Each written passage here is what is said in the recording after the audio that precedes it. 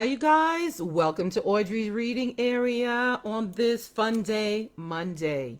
Thanks for being here. Don't forget to click like and share.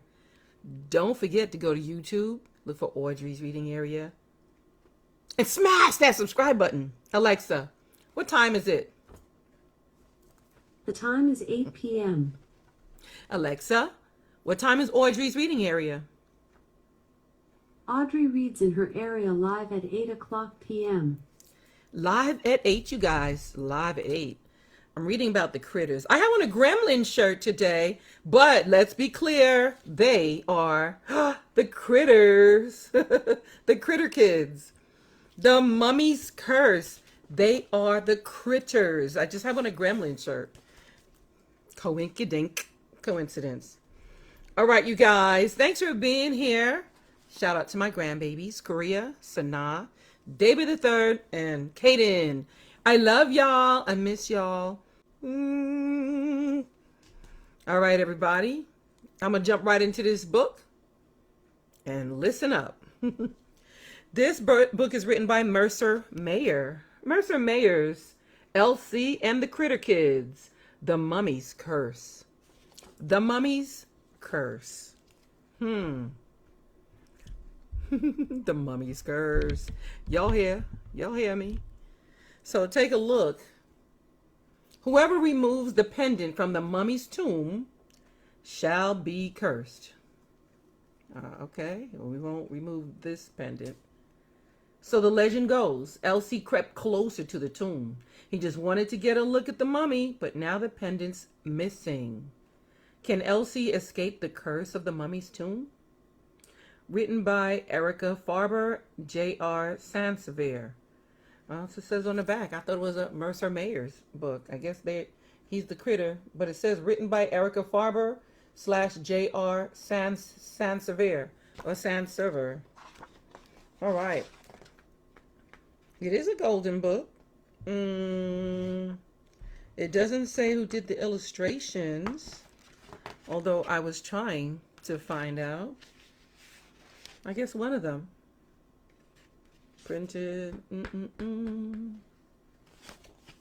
So these are Elsie and the Critter Kids. How cool are they? Let's introduce you to all of them. Elsie, this is him when he was a kid. Velvet, little sister, and this is her when she was a kid. See, Elsie, Velvet, little sister. Still has the same bow. I'm saying. Tiger. Oh, y'all.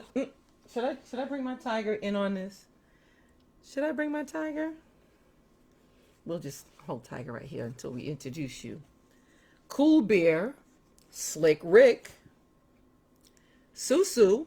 I have a friend named classmate named Susu. Gabby.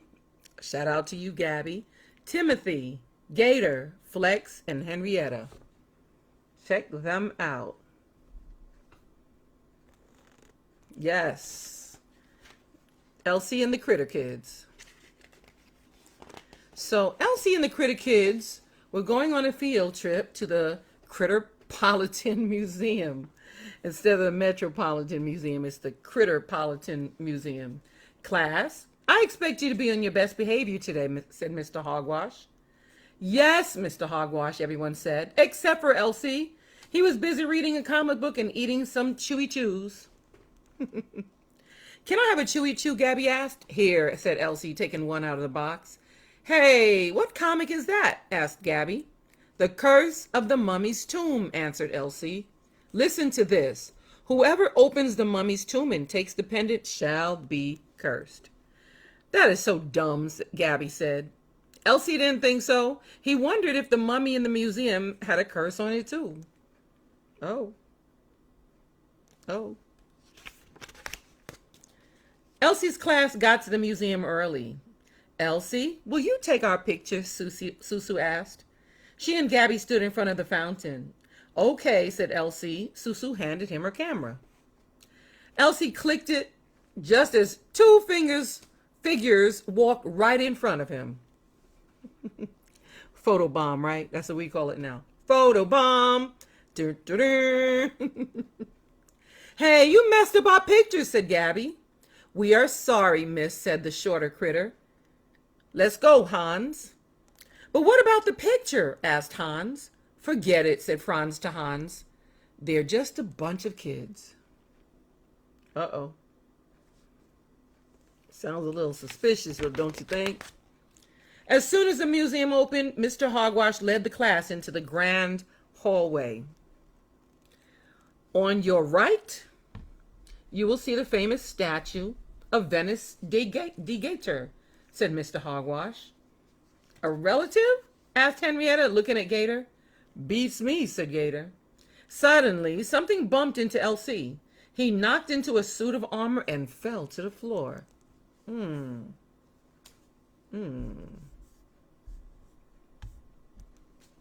Elsie looked up as two workmen walked away, carrying a ladder. Hey, they're the two guys from the fountain, said Elsie. No, they're not, said Gabby. They're wearing different clothes. It's time to move along to the Egyptian wing, said Mr. Hogwash. The Egyptian wing. You guys, when I say Egyptian, Egyptian.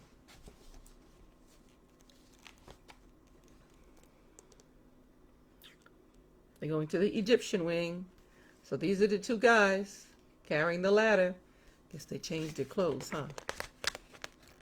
I can't wait to see the mummy, Elsie said to Tiger as they followed Mr. Hogwash down the hall. But when they got to the Egyptian wing, there was a big rope blocking it off and a sign that said, closed for repairs. Closed for repairs. We'll have to see the mummy some other time, said Mr. Hogwash. Let's move along. Elsie looked to the right, and then he looked to the left. He just had to see the mummy. It would only take him a minute. No one would ever know. Elsie slipped under the rope. Then he began to walk slowly toward the tomb. Uh-oh. He's not listening. Let's see what happens. Elsie crept closer to the tomb. Whoever opens the tomb shall be cursed forever, Elsie read aloud. So the tomb was cursed, just like the one in his comic. Elsie backed away. Ah, screamed Elsie as he backed into someone and dropped his knapsack. Ah, screamed Hans, and his knapsack fell to the floor. Elsie grabbed one of the knapsacks and dashed out of the room. Oh, wonder why he did that. What do you guys think? Why do you think he grabbed one of the knapsacks and dashed out of the room? Let's see. Hans picked up the other knapsack. Let's look at the pendant, said Hans. Not here, said Franz. Let's go to the bathroom. That way we'll have some privacy. Hans and Franz snuck out of the Egyptian wing and slipped into the bathroom. Hans opened the knapsack. Chewy chews, said Hans, my favorite. Chewy chews, said Franz, reaching for the knapsack. Give me that bag. Franz dumped everything out of the knapsack. This is not our bag, said Franz. It's that kid's bag. We've got to get our bag back. Can I have another Chewy chew first? Hans asked. Please? I'll Chewy chew you, said Franz. Now after that, kid. We have no time to lose.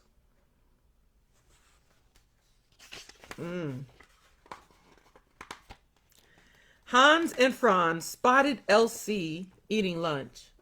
There he is, said Franz. Where's the knapsack? Asked Hans. It's under the table, said Franz. Go get it. He says, go get it. Why don't you go get it? Asked Hans. You're shorter than I am. Because I'm the brains, said Franz. Hans crawled under the table. I hate to eat and run, Henrietta said, as she shoved 2 cookies in her mouth, but I think it's time to go to the museum shop. Hans reached for the knapsack. At that moment, Henrietta stood up. She stepped right onto Hans' hand. Hey, Elsie, said Gabby, don't forget your knapsack. Thanks, Elsie. He bent down to pick it up. Look at that. Let's see what happens. Elsie and the critter kid headed toward the museum shop. Hans and Franz were close behind them. "Ooh, look at those pyramid rings," said Susu to Gabby. "They're so pretty." Elsie stood staring at a 6-foot blow-up mummy. "What are you doing?" asked Gabby. "Isn't this cool?" said Elsie. "It's just like the mummy upstairs."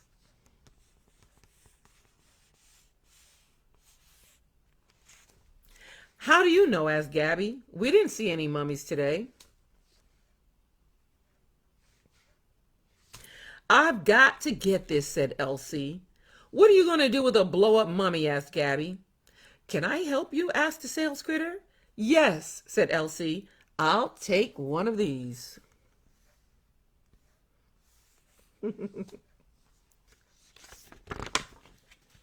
Elsie was the last one on the school bus. Hans and Franz ran into the parking lot just as the bus door closed behind Elsie. Hans and Franz jumped into their car. "After that bus," said Franz. "Which bus?" asked Hans. The museum parking lot was filled with yellow school buses. Oh boy. "The one on the left," said Franz. "Left?" asked Hans. "Right," said Franz. "Hurry or we'll lose them." Hans gunned the engine and turned to the right. "I said left," said Franz. "You just said right," said Hans. "Just go," yelled Franz. Look at that. The car parking, the bus parking. All these buses.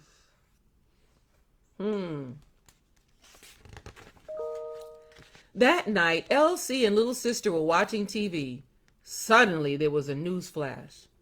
Today, the famous gold pendant belonging to the two-time critter mummy disappeared from the Critterpolitan Museum. "Weren't you there today?" asked little sister. "Did you see the mummy?" "Mummy?" said Elsie. "What mummy?"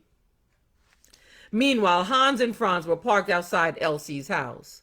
They had found his bus and followed him home. They were watching his every move. "He's bringing the knapsack upstairs," said Franz to Hans. "What are we going to do now?" asked Hans. "I've got an idea," said Franz. "Let's go." Uh-oh. Uh-oh. Later that night, Elsie was lying in bed asleep. Suddenly, a figure moved out of the shadows. It was the mummy. It began walking slowly toward Elsie's house. Its arms outstretched, the mummy came closer and closer. The mummy crashed through the front door. It walked slowly up the stairs and down the hall. Then the mummy crashed right through the door to Elsie's bedroom. "Ah! Ah!" Elsie screamed. He bolted up in bed. He looked around his room. There was no mummy anywhere. "I guess it was just a dream," thought Elsie.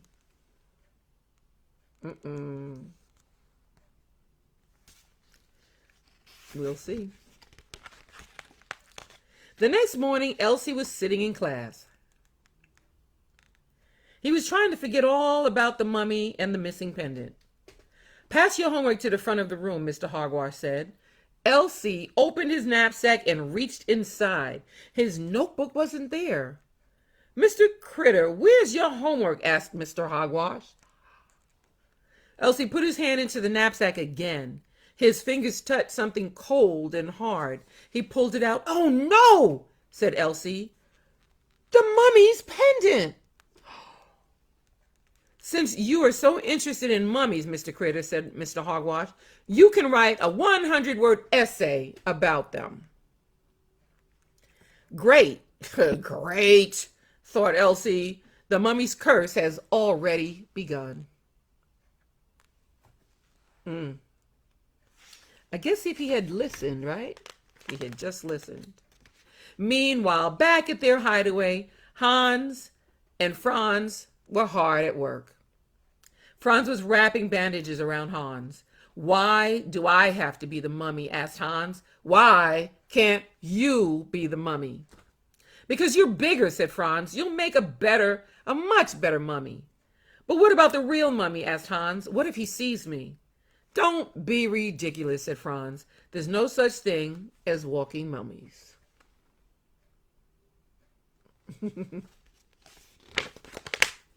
After school, Elsie called an emergency meeting at the clubhouse. Once the critter kids got there, Elsie locked the door. Then he put the pendant in the middle of the table. You know the pendant that's missing from the Critterpolitan Museum, said Elsie. This is it. Why did you take it? Asked Gabby. I didn't, said Elsie. Those two guys at the museum took it, and I wound up with their knapsack by mistake. I bet it's a fake, said Gabby. No, it's not, said Elsie. It's real. And the mummy's coming to get me.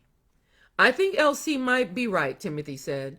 According to the legend, the pendant must be returned to the mummy's tomb, or the mummy will never be at rest. That's ridiculous, said Gabby. All we have to do is take the pendant back to the museum.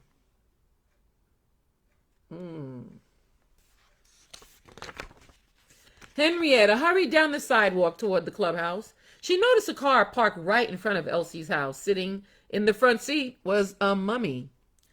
What is this neighborhood coming to? Henrietta said to herself. Then she knocked on the clubhouse door. Everyone screamed. It's the mummy, Elsie whispered. Turn off the light so it won't be able to see us, said Timothy. Elsie turned off the light. He and the critter kids crawled under the table.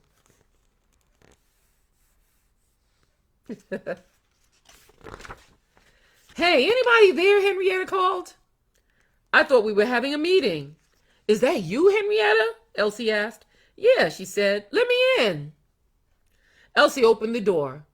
Hurry up, he said. There's a mummy out there. I know, said Henrietta. He's sitting in a car right in front of your house. Elsie looked out the clubhouse window. He couldn't believe his eyes. It looks like the guys from the museum who took my knapsack, said Elsie. They must be after the pendant. I have the perfect plan, said Gabby. Follow me, everybody.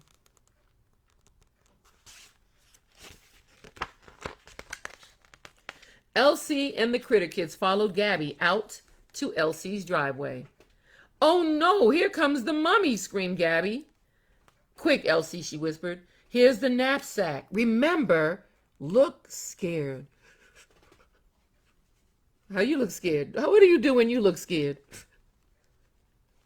Good job, you guys. Hans moved slowly up the driveway toward Elsie. He held his arms straight in front of him. I'm so scared, said Elsie. The mummy's coming to get us. Ah! Gabby and the critter kids screamed. Ah! Give me my knapsack, said Hans. Here, said Elsie. Hans took the knapsack and walked back down the driveway. See, said Gabby. I told you it would work.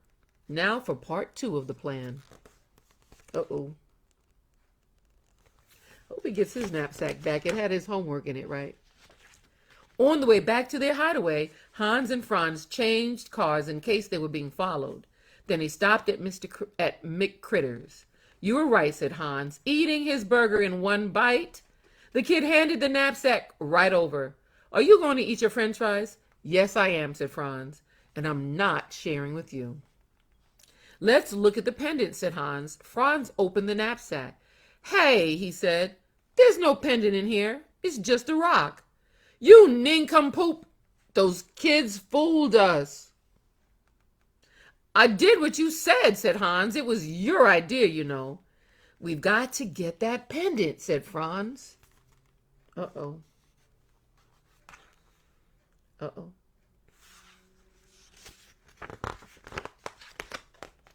The next day was Saturday. Elsie and the critter kids were at the bus stop on their way to return the pendant to the museum. Elsie and Gabby were sitting on a bench with the knapsack between them. They knew that Hans and Franz were right behind them, hiding in a tree. It was all part of the plan. I'm saying, they were all sitting at the bus stop. Do you have it? Asked Gabby. Yep, said Elsie.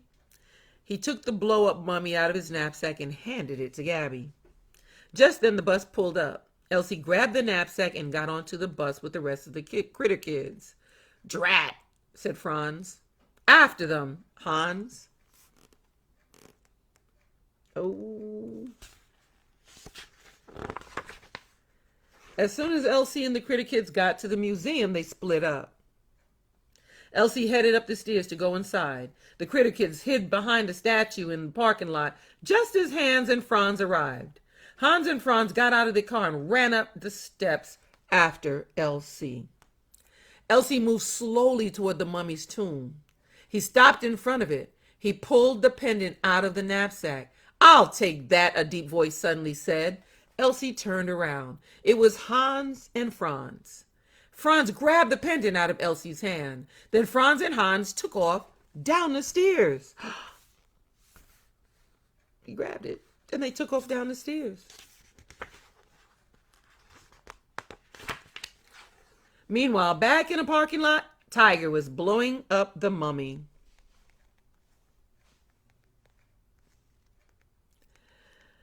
It was only half inflated. I can't breathe, said Tiger. You try it, Henrietta.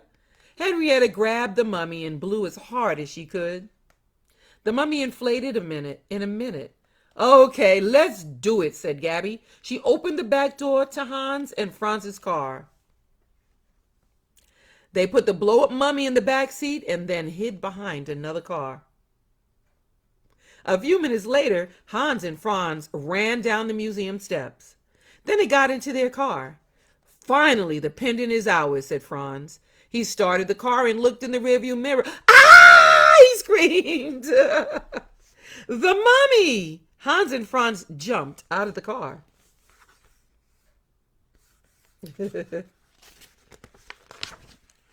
Hans and Franz ran as fast as they could with the critter kids right behind them. Hans and Franz didn't stop until they ran right into Elsie. You take the pendant, Franz said. He handed it to Elsie. We don't want it anymore. Just then, Sergeant Pokey appeared. All right, the gig is up, Sergeant Pokey said. He put handcuffs on Hans and Franz. I've had my eye on you two for quite some time. Sergeant Pokey turned to the critter kids. The Critterpolitan Museum has you kids to thank for recovering the missing pendant, he said. Now there's only one thing left to do. Got them in handcuffs. He got them. Elsie and the critter kids followed Sergeant Pokey back to the Egyptian wing. See, here's the real mummy, said Gabby. Elsie hung the pendant around the mummy's neck. I told you there was no such thing as walking mummies, said Gabby. At that moment, the mummy moved.